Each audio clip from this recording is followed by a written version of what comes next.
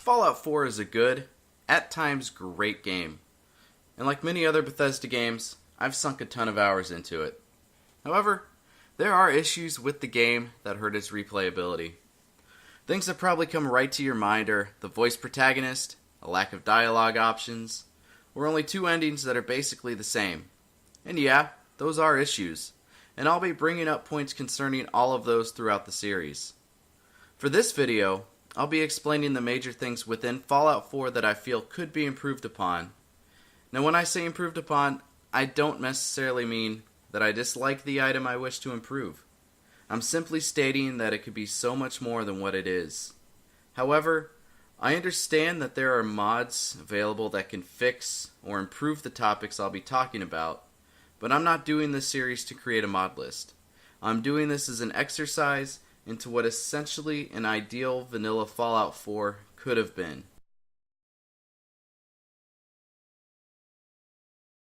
The first topic I'll cover is the main story arc. And when I say main story arc, I'm talking specifically about the sole survivor's search for Sean. This covers Acts 1 and 2, which is from the start of the game up to the point where the sole survivor reaches the Institute.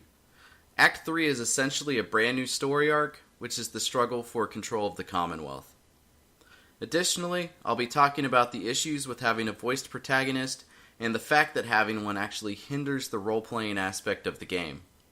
This is most notable in the dialogue system because having a voiced protagonist limits the number of dialogue options because of the number of lines to record.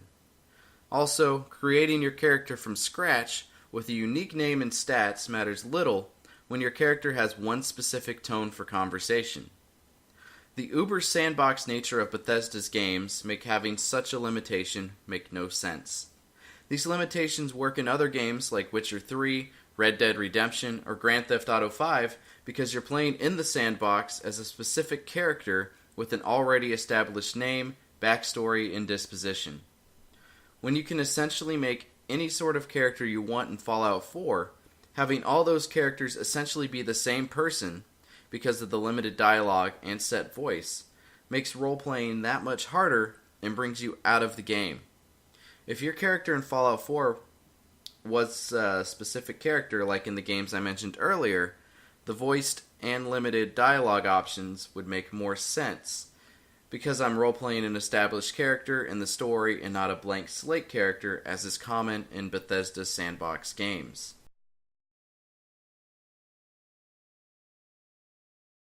The videos after this will focus on Act 3 and the major factions.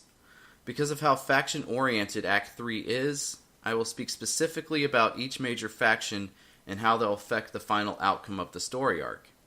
In the base game, there are 4 major factions the sole survivor can join that affect the ending in one way or another.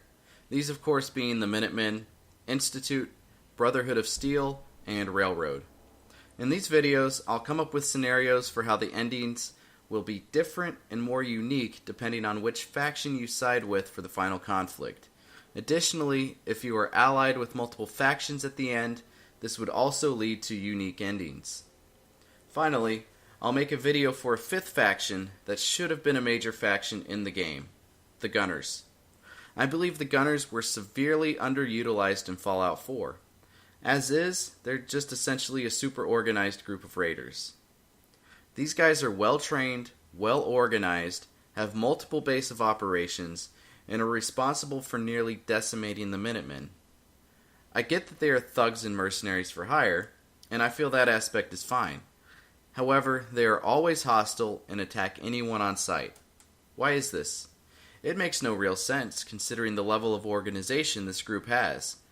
They should have a deeper agenda, and being a mercenary group, wouldn't they want to attract new members? Killing any Dick, Tom, and Susie they come across is completely counter to the group being mercenaries. What would be the point of killing anyone if there aren't caps or a contract involved? The Gunners need more depth and are too big of a player in the Commonwealth to be relegated as a minor faction.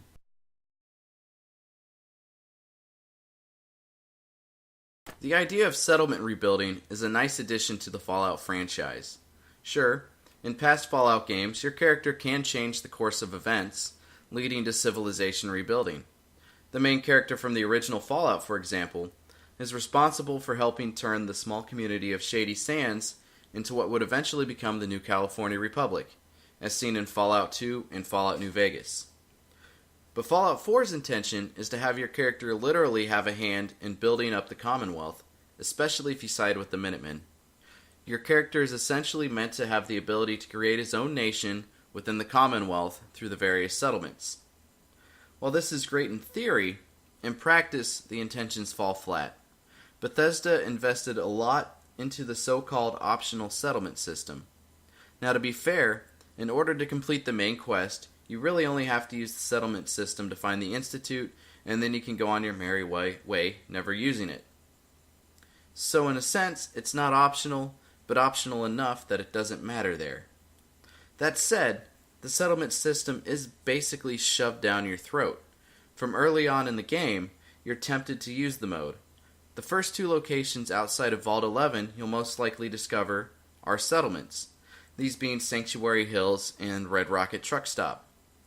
And if you're still following the quest you receive from leaving the vault, you end up running into the Minutemen.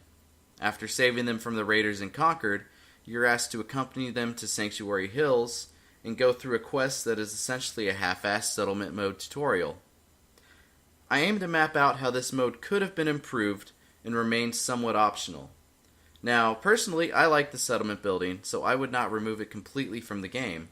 I just feel it could have been improved and adjusted to become more optional to build, yet still be able to use them.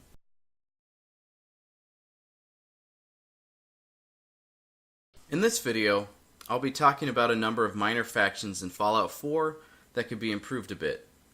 Vault 81, for example, is a pretty large community and openly trades with the Commonwealth.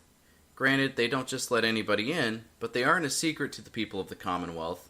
You can literally play through the entire game without ever stumbling across it. And for a settlement that is so close to Diamond City, it makes no sense for the place to be barely mentioned, outside of the random NPC saying something offhand about it.